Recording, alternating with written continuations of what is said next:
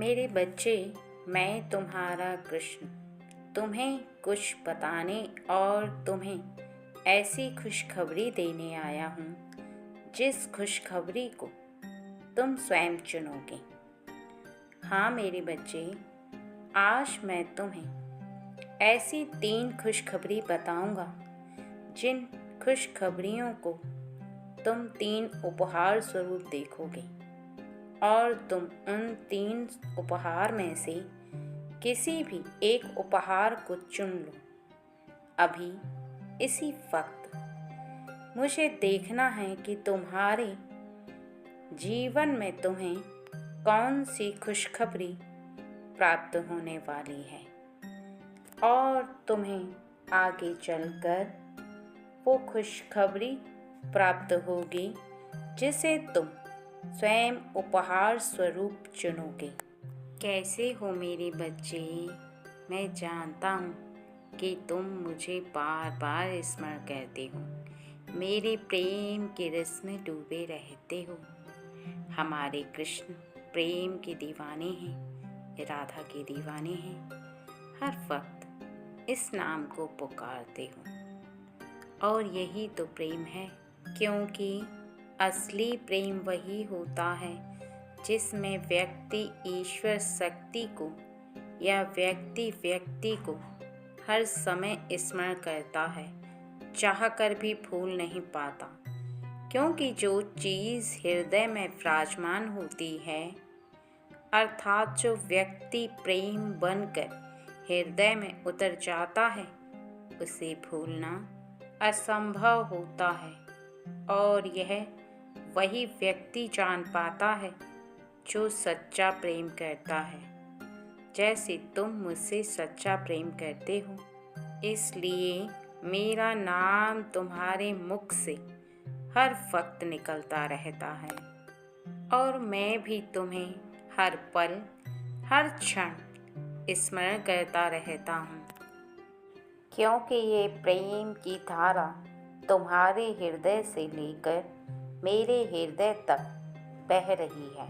और यही कारण है कि मैं प्रेमवश विवश हो गया हूँ कि मैं तुमसे उस खुशी को जो तुम्हें प्राप्त होने वाली है उसका चुनाव स्वयं करवाऊँ। एक उपहार को चुनकर तुम खुद तय करो कि तुम्हें कौन सी खुशी प्राप्त होने वाली है। मुझे ज्ञात है कि जब तुम्हें उस खुशी के बारे में ज्ञात होगा तो निश्चित ही तुम खुशी से झूम उठोगे। और एक बात का विशेष ध्यान रखना कि यदि चुने हुए उपहार में से कोई सी खुशी तुम्हें प्राप्त होने में कुछ समय का विलंब हो जाए तो तुम निश्चित ही मत घबराना। अपने आप में विश्वास रखना और मुझ पर विश्वास रखना। मेरे प्रेम पर ये विश्वास रखना कि जो खुशी मैं बता रहा हूँ वो तुम्हें अवश्य प्राप्त होगी। और ये भी विश्वास रखना कि उस खुशी से तुम किसी भी हाल में वंचित नहीं रह पाओगे, बल्कि तुम्हें या तो वह खुशी जल्दी प्राप्त होगी या थोड़ा समय लेगी, सूक्ष्म रूप से प्राप्त होगी या बड़े रूप से प्राप्त होगी, लेकिन वो खुशी प्राप्त होगी ज़रूर। इसलिए शांत मन से उस उपहार को चुनो और फिर देखो कि तुम्हें वो कौन सी खुशी है जो प्राप्त होने वाली है। हो सकता है कि तीसरा और आखिरी उपहार ही तुम्हारे जीवन में तुम्हारी सोची हुई इच्छा को पूरा कर पाए, या तीसरा उपहार तुमने यदि चुना है तो तुम्हें बहुत बड़ी खुशी प्राप्त हो। अब सुनो ध्यान से कि यदि तुमने सबसे पहला उपहार चुना है तो तुम्हें मेरे साक्षात दर्शन होंगे। कब होंगे? कैसे होंगे वो मैं तुम्हें बताऊंगा। लेकिन यदि तुमने पहले नंबर का उपहार चुना है तो निश्चित ही तुम मेरे दर्शन कर पाओगे, और ऐसा बहुत कम लोगों के साथ होता है। इसलिए मैं तुम्हें बता रहा हूँ कैसे मैं तुम्हें दर्शन दूंगा और तुम मुझसे कैसे मिल पाओगे। अभी कुछ ही समय पश्चात जब तुम मंदिर में जाओगे या किसी भी ऐसे तीर्थ स्थान पर तुम जाओगे जहाँ पर सभी लोग जाते हैं, वहाँ पर तुम देखना कि एक ऐसा व्यक्ति जो तुम्हें बिना बात के टोकेगा और तुम्हें रोकेगा। वो तुम्हें कुछ कहने की कोशिश करेगा, लेकिन तुम उसकी बात को समझना कि वो तुमसे इशारों में क्या कहना चाहता है। वो मैं ही तुमसे मिलने आऊँगा, और एक बात का ध्यान रखना कि मेरे चेहरे पर काफ़ी मुस्कुराहट होगी और तुम्हें मेरा चेहरा बहुत अजीब सा दिखेगा। तुम्हें ऐसा आभास होगा कि तुम मुझसे कहीं न कहीं मिल चुके हो। तुम्हें मेरा चेहरा जाना पहचाना लगेगा, और इसके साथ साथ मेरे हाथों में एक डंडी होगी। वो ज़्यादा बड़ी नहीं होगी, बहुत छोटी सी होगी। इस बात को ध्यान रखना कि मैं तुमसे मिलूँगा अवश्य, लेकिन यह तुम ध्यान रखना कि हो सकता तुमसे कुछ कहूँ, हो सकता मैं तुमसे केवल मिलने ही आऊँ, और इसके साथ साथ मैं स्वप्न में आकर भी तुम्हें साक्षात दर्शन दूंगा, क्योंकि उस समय तुम्हारा शरीर शिथिल रहता है, लेकिन तुम्हारे मन को हर बात स्मरण रहती है। वो जो तुम्हें स्वप्न में दिखाई देती है वो, और तुम्हारे हृदय को भी याद रहता है कि तुमने स्वप्न में क्या देखा है, क्योंकि मैं कई बार तुम्हारे स्वप्न में आने का प्रयास कर चुका हूँ, लेकिन अब आकर तुम्हें स्वप्न में प्रत्यक्ष दर्शन दूंगा, और तुम्हें एक वादा करके भी जाऊंगा।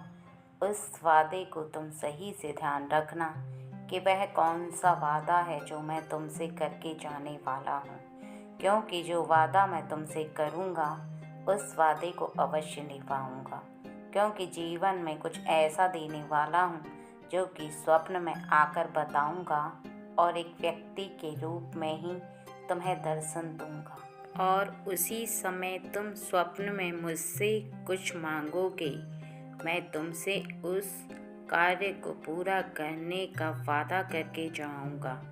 अब स्मरण तुम्हें रखना है कि जब मैं स्वप्न में आऊं तो तुम प्रतिदिन यह आभास करके सोना कि जब मैं आऊँगा तो तुम्हें क्या मांगना है। उसके लिए तुम्हें प्रतिदिन जो भी तुम्हारी इच्छा है, जो अधूरी है, अभी तक पूरी नहीं हुई है, उस बात के बारे में तुम्हें स्वप्न में मुझसे कहना है। इस बात को तुम प्रतिदिन बोलकर सोया करो कि हे श्री कृष्ण, मेरे इस कार्य को पूरा कर दो। जब तुम सोया करो उससे पहले यह बोलकर सोया करो, जिससे कि आने वाले कुछ ही दिनों में जब मैं तुम्हें दर्शन दूं तो तुम्हें वह बात स्वप्न में भी याद रहे, क्योंकि सोने से कुछ समय पहले बोली गई बात तुम्हारे मस्तिष्क में सोने के पश्चात बार बार घूमती है, क्योंकि सोने के कुछ क्षण पहले सोची गई बात मस्तिष्क के अंदर रह जाती है, और जब सोने के पश्चात तुम्हारा शरीर शिथिल हो जाता है तो तुम्हारा मन पूरे ब्रह्मांड में घूमता है, और तुम्हें स्वप्न में जो भी दिखाई देता है वो बातें तुम्हें याद रहती हैं जो सोने के कुछ समय पहले तुमने सोची थी, और लगभग स्वप्न में वैसी ही चीज़ें तुम्हें दिखाई देती हैं जो सोने के कुछ समय पहले तुमने सोची थी। अर्थात जिस बात के बारे में विचार किया था वही बातें या वही इंसान या वही चीज़ तुम्हें दिखाई देती है जिस बात के बारे में तुम सोने से कुछ समय पहले सोच रही थी। और यदि तुमने दूसरे नंबर का उपहार चुना है तो तुम्हारे मन पर तुम्हारा आज से काबू रहेगा। अर्थात तुम जैसा सोचोगे वैसा ही कर पाओगे। तुम्हारा मन यहाँ वहाँ नहीं भटकेगा, और यह सबसे बड़ी खुशी की बात है, क्योंकि ऐसी खुशखबरी बहुत कम लोगों को प्राप्त होती है जैसी तुम्हें प्राप्त हो रही है। क्योंकि जो व्यक्ति अपने मन पर नियंत्रण कर लेता है वो संसार की किसी भी चीज़ को प्राप्त कर सकता है। अर्थात वह सबसे महान व्यक्ति बन जाता है, क्योंकि इस संसार में मन पर नियंत्रण करना अर्थात मन पर काबू करना ना के बराबर है। लेकिन अब तुम अपने मन पर नियंत्रण कर पाओगे। यह खुशखबरी मैंने तुम्हें आशीर्वाद के रूप में दी है, और मैं तुम्हें आशीर्वाद देता हूँ कि आज से बल्कि अभी से तुम जैसा सोचोगे वैसा करने के लिए उस पर पूर्ण ध्यान लगा पाओगे। तुम्हारा मन इधर उधर नहीं भटकेगा, क्योंकि सारा कार्य मन लगाकर करोगे और तुम्हारा ध्यान नहीं भटकेगा तो निश्चित ही तुम कार्य को अच्छे से पूर्ण कर पाओगे, और तुम्हारा एकाग्र मन पूर्ण रूप से लगकर उस कार्य को शीघ्र ही पूर्ण कर पाएगा। क्योंकि यह कोई छोटी बात नहीं है और ना ही साधारण बात है। यह बहुत बड़ी बात है कि कोई भी इंसान जब अपने मन पर नियंत्रण करने लग जाए तो फिर इस संसार में वह अवश्य ही विजय प्राप्त कर लेता है। क्योंकि सबसे ज़्यादा कठिन कार्य यदि कुछ होता है तो वह यह है कि जब तुम जैसे किसी भी कार्य को करना चाहते हो उस पर तुम्हारा एकाग्र होकर मन नहीं लग पाता, तुम्हारा मन यहाँ वहाँ भटकता रहता है, और उसका कारण यह होता है कि तुम अपने मन पर पूर्ण रूप से नियंत्रण नहीं कर पाते हो, जिसकी वजह से तुम्हें केवल फ़ायदा होता ही नहीं है बल्कि नुकसान होता है। क्योंकि जिस कार्य को करने में तुम्हारा पूर्ण ध्यान नहीं लग पाता वह कार्य शीघ्र ही पूर्ण नहीं हो पाता। क्योंकि तुमने स्वयं देखा होगा कि एकाग्रचित होकर पढ़ने वाला विद्यार्थी और जिस विद्यार्थी का मन यहाँ वहाँ भटकता है उन दोनों में कितना अंतर होता है। क्योंकि जो एकाग्र होकर अपने मन को लगाकर विद्या को अर्जित करता है वह शीघ्र ही सब कुछ समझ जाता है, लेकिन जो अपने मन को एकाग्र नहीं कर पाता अर्थात वह स्वयं पर नियंत्रण नहीं कर पाता तो वह किसी भी कार्य को करने में असफल इसी वजह से होता है, क्योंकि वह कार्य पर अपना मन नहीं लगा पाता। किसी भी कार्य को करने के लिए उस पर नियंत्रण मन का लगना अति आवश्यक है, और अब तुम्हारा मन जब तुम्हारे काबू में रहेगा और तुम अपने मन को एकाग्र करके लगा पाओगे तो निश्चित ही तुम यह समझ लो कि तुम्हें जीतने से और आगे बढ़ने से और अपने किसी भी कार्य पर विजय प्राप्त करने से संसार की कोई शक्ति नहीं रोक पाएगी। और मेरा तीसरा उपहार है जो कि बहुत कीमती है इस संसार में, जो मैं तुम्हें आज खुशी की बात के स्वरूप बताने आया हूँ कि तुम्हारा प्रेम तुम्हें कभी छोड़कर नहीं जाएगा। यह मैं तुमसे वादा करता हूँ। तुमसे झगड़ा हो सकता है, तुमसे नोक-झोंक हो सकती है, किसी न किसी कारणवश तुम दोनों की छोटी मोटी अनबन भी हो सकती है, लेकिन वह तुम्हें छोड़कर ना तो कभी जाएगा और ना ही तुम्हें कभी अकेला छोड़ेगा। इस बात को तुम आज समझ लो और जान लो कि तुम्हारा और उसका सच्चा प्रेम है, तो तुम्हें कभी भी मैं अलग नहीं होने दूंगा, क्योंकि प्रेम में वो शक्ति होती है जो कि एक दूसरे को अपनी ओर आकर्षित करती है, एक दूसरे को अपना बनाती है और जीवन में खुशियाँ प्राप्त कराती है। इसका अर्थ केवल इतना है कि यदि तुम्हारा प्रेम तुम्हारा है और वो तुमसे सच्चा प्रेम करता है, तुम भी उससे सच्चा प्रेम करते हो, तभी तुम दोनों अलग नहीं होगे।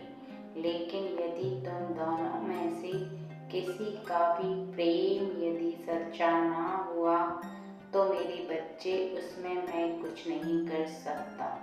इसलिए जो सच्चा प्रेम है उसके लिए मैं तुम्हें आशीर्वाद देता हूँ कि वो तुम्हारे जीवन से कभी नहीं जाएगा।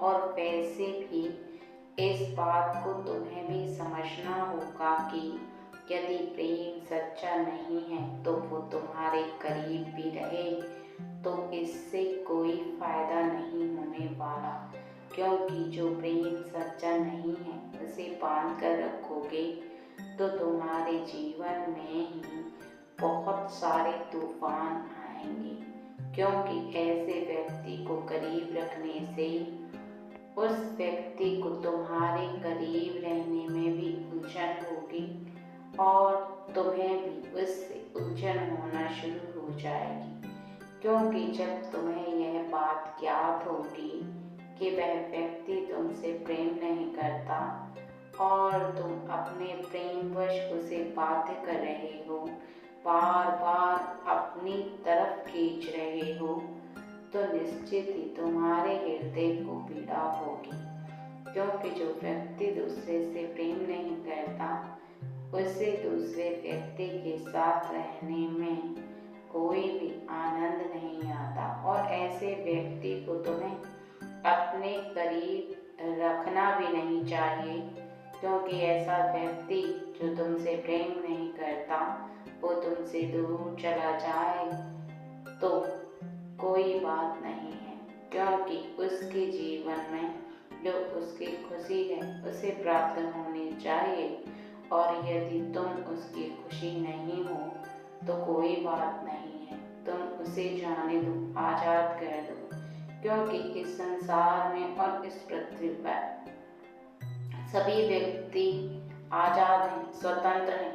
वो स्वतंत्र पंछी की तरह जीना चाहते हैं और यदि कोई भी व्यक्ति दूसरे व्यक्ति को अपने प्रेमवश बातें करके रखता है और वह व्यक्ति यदि तुमसे प्रेम नहीं करता तो ऐसे में उसके साथ गलत होता है। इसलिए तुम कभी भी ऐसा कोई कार्य मत करना जिससे कि किसी भी व्यक्ति को तुम्हारे साथ रहने में पीड़ा हो, अर्थात कष्ट हो। किसी के हृदय को कष्ट नहीं होना चाहिए, सबका जीवन खुशहाल रहना चाहिए और सबके जीवन को। और इसके साथ साथ यदि तुम्हारे इन 3 उपहार जो तुमने कोई सा भी उपहार चुना है, यदि तुम्हें इनमें से कोई ऐसी खुशी नहीं है जो चाहिए, अर्थात जिसे तुम प्राप्त करना चाहते हो, वो इन 3 उपहार के अलावा है, तो जैसा मैं बता रहा हूँ वैसा करना प्रारंभ करो। वो खुशी भी तुम्हें अवश्य प्राप्त होगी, मैं वादा करता हूँ। तुम सबसे ज़्यादा उस चीज़ को अपने करीब रखो जो मुझे सबसे ज़्यादा प्रिय है, अर्थात केवल एक मोर का पंख लाओ और एक बांसुरी लो, उसे अपने कमरे में सजा लो और संध्या काल में जब तुम सोना प्रारंभ करो उससे पहले तुम्हें अपनी जो भी विश है वो मुझे बोल देनी है, और वो विश तुम्हें इस तरह से बोलनी है कि हे कृष्ण, मेरा ये कार्य आपकी कृपा से पूर्ण हो चुका है। आपकी कृपा से मेरा जीवन खुशहाल है। आपकी कृपा से मेरी खुशियाँ मुझे प्राप्त हो रही हैं। बार बार तुम्हें इसी शब्द को बोलना है, और इस शब्द को 41 बार पूरे विश्वास के साथ बोलना है। खुली आँखों से ऐसा आभास करना है कि जिस कार्य को तुम पूर्ण करना चाहते हो वह कार्य पूर्ण हो चुका है। जब तुम ऐसा बार बार संध्या काल में आभास करके सो जाओगे, उसके पश्चात तुम देखोगे कि जब तुम रात्रि में सोने के पश्चात सुबह प्रातःकाल उठोगे तब भी तुम इसी बात को बोलना, अर्थात तुम्हें रात्रि में सोने से पहले और प्रातःकाल इसी बात को बार बार बोलना है। और जब तुम बार बार इसी बात को बोलोगे तो तुम्हारे पूरे मस्तिष्क पर यही बात हावी होने लगेगी। तुम देखना कि तुम्हारा मन इस बात को कितनी जल्दी स्वीकार करता है और उसी तरफ अग्रसित होता है। वह कार्य करना उसी दिशा में प्रारंभ करता है जिस दिशा में तुम्हें वह कार्य पूर्ण करना है, अर्थात जो तुम्हारी इच्छा है, जो अभी तक अधूरी है, जिसको तुम पूर्ण करना चाहते हो, उसी कार्य को पूर्ण करने की शक्ति ब्रह्मांड से, मुझसे तुम्हें प्राप्त होना प्रारंभ हो जाएगी। उसी तरफ तुम्हारा मन कार्य करना प्रारंभ कर देगा, उसी तरह तुम सोचना प्रारंभ कर दोगे, उसी तरफ चलना प्रारंभ कर दोगे। सभी कार्य तुम्हारी उसी दिशा में होने लगेंगे, लेकिन इतने सूक्ष्म रूप से होंगे कि तुम्हें पता नहीं चल पाएगा। लेकिन कुछ ही समय जैसे बीतेगा वैसे ही तुम्हें बड़े रूप में वह खुशी दिखाई देने लगेगी, अर्थात जिस तरफ तुम बढ़ रहे हो, जो कार्य तुम्हारा पूर्ण होना प्रारंभ होगा, जो शक्ति तुम्हारी ओर आकर्षित होना प्रारंभ करेगी, उसका तुम्हें साक्षात्कार असर दिखाई देना प्रारंभ हो जाएगा। इस बात को ध्यान रखो कि कभी भी किसी भी चीज़ को यदि तुम आकर्षित करते हो अपनी तरह, तो वो हमेशा उस सूक्ष्म रूप से ही प्रारंभ होती है, जिस सूक्ष्म रूप से एक बच्चा माँ के गर्भ में उत्पन्न होता है, अर्थात धीरे धीरे करके वो अपने माँ के गर्भ में बड़ा होता है। उसी प्रकार से कोई भी कार्य होता है वो बहुत ही ज़्यादा सूक्ष्म रूप से प्रारंभ होता है। फिर कुछ समय के पश्चात वह अपना विकराल रूप धारण कर लेता है, जो कि पूरे संसार को दिखाई देता है। लेकिन किसी भी कार्य को पूर्ण करने की शक्ति और उसका प्रारंभ होना, जब तुम किसी ऐसे कार्य को करते हो जिसे अपनी ओर आकर्षित कर पाओ तभी होता है, नहीं तो वो ऐसे नहीं हो पाएगा। क्योंकि जब तुम किसी चीज़ को आकर्षित करने के लिए अपने मस्तिष्क के अंदर उसी बात को बार बार विद्यमान करते हो, उसी ओर अपने हाथों को कार्य करने के लिए बढ़ाते हो, लगातार करते रहने वाला कार्य और तुम्हारा प्रयास जो कि तुम लगातार कर रहे हो, और तुम अपने मन के अंदर उन्हीं धारणाओं को रख रहे हो, तो पूरे ब्रह्मांड की शक्ति, स्वयं मैं, हर देवी देवता, हर वो चीज़ तुम्हें उसी ओर पहुंचाने का कार्य करने लगती है। अर्थात तुम्हें जो चाहिए होता है वो तुम्हें प्राप्त होने लगता है। लेकिन जब सूक्ष्म रूप में प्रारंभ होता है तब तुम्हें कम दिखाई देता है, अर्थात उसकी छोटी मोटी प्रारंभता तुम्हें जल्दी दिखाई नहीं देती। इस बात का विशेष ध्यान रखो, और एक बात का और विशेष ध्यान रखो कि जब भी तुम्हें जीवन में कुछ भी चाहिए हो, तुम केवल प्रेम पूर्वक मेरी एक बार बांसुरी को अपने माथे से लगाना और उसे केवल एक बार प्यार भरी निगाहों से देखकर उससे जो चाहे मांग लेना, क्योंकि मैं अपनी बांसुरी से बहुत प्रेम करता हूँ और मुझे बहुत ही प्रिय है। मैं बहुत ज़्यादा आकर्षित होता हूँ उससे। जैसे राधा से प्रेम करता हूँ वैसे ही अपनी बांसुरी से प्रेम करता हूँ। इसलिए तुम जब भी इस कार्य को करोगे तो तुम मुझे अपनी ओर पूर्ण रूप से आकर्षित कर पाओगे, प्रेमवश बातें कर पाओगे और तुम जिस कार्य को पूर्ण कराना चाहते हो, अर्थात जिस पर चाहते हो कि मैं तुम्हें आशीर्वाद दूँ, मैं वादा करता हूँ कि यदि तुम जो बताए गए कार्य हैं उनको करते हो तो निश्चित ही तुम अपने जीवन में वो सब प्राप्त कर लोगे जो तुम चाहते हो। इसलिए कभी भी अपने मन को उदास मत होने देना। एक बात को हमेशा याद रखना कि यदि कोई एक चीज़ तुम्हें प्राप्त नहीं होती है तो उससे भी कहीं ज़्यादा प्राप्त करने के योग्य तुम हो और उससे भी ज़्यादा तुम्हें प्राप्त होगा। इसलिए कभी भी अपने मन के अंदर जो धैर्य है उसको मत खोना और कभी भी इस विश्वास को मत खोना कि तुम्हें ईश्वर देख रहे हैं, तुम्हें वो शक्ति देख रही है जो तुम्हारे बारे में सब कुछ जानती है। उसे पता है कि तुम्हारे लिए क्या सही है और क्या नहीं। वो तुम्हें तुम्हारी सही चीज़ को तुम्हें अवश्य प्राप्त कराएगी, क्योंकि वो चीज़ सही नहीं होती जिसे तुम अपनी निगाह से देखते हो, बल्कि ईश्वर की वो शक्ति जो तुम्हारे लिए सही समझती है वो तुम्हें प्राप्त कराती है। और उसे प्राप्त कराने से और तुम्हें उससे मिलाने से कोई नहीं रोक सकता, क्योंकि ब्रह्मांड की शक्ति और ईश्वर की शक्ति स्वयं तुम्हें वहाँ तक पहुँचाती है। ये मेरा वादा है तुमसे और आशीर्वाद भी है। यदि आज तुमने मेरी बातों को पूर्ण रूप से सुना है तो निश्चित ही तुम जैसे जैसे आगे समय में गुजरते जाओगे तुम्हें आज मेरी बोली हुई बातों को अपने जीवन में प्रत्यक्ष देखना, तुम्हें सब कुछ साफ साफ दिखाई देगा। उस पानी की तरह जिस साफ पानी में कोई भी बड़ी वस्तु साफ दिखाई देती है और तुम्हें ज्ञात होता है कि वह कौन सी वस्तु है, तुम पहचान भी लेते हो, क्योंकि साफ पानी में बड़ी वस्तु वैसे ही दिखाई देती है। इसी प्रकार से तुम्हारे जीवन में भी कुछ है। जैसा तुम देखते हो, जैसा तुम सोचते हो, जैसी तुम चाह रखते हो, वैसा ही साफ साफ ईश्वर को तुम्हारी धारणाएं दिखने लगती हैं और उसी के अनुसार तुम्हें प्राप्त होता चला जाता है।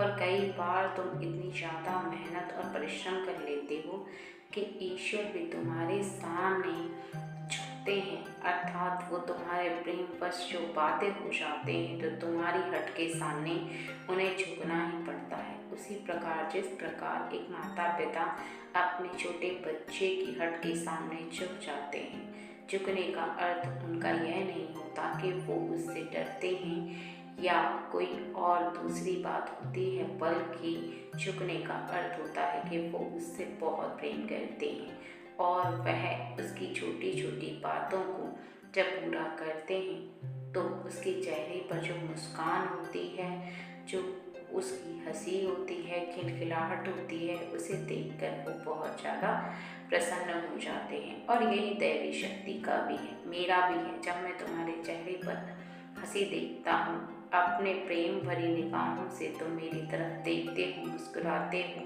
मुझे पुकारते हो, तो मेरे हृदय को बहुत ज़्यादा खुशी होती है। तुम अंदाज़ा भी नहीं लगा सकते मेरे बच्चे जितना मैं तुमसे प्रेम करता हूँ और मेरी भावनाएं जितनी तुमसे जुड़ी हुई हैं।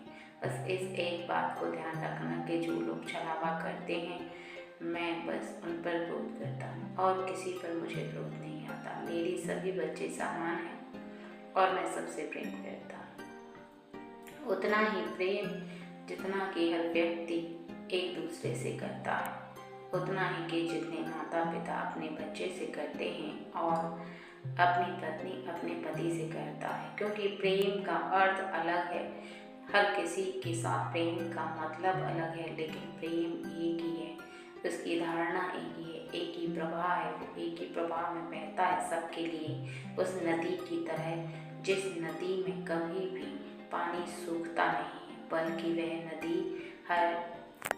बल्कि वह नदी हमेशा भरी रहती है और सदा बहती रहती है। उसी प्रकार से मेरा प्रेम है जो तुम्हारे लिए हमेशा हमेशा सदा सदा भरा रहेगा, बहता रहेगा।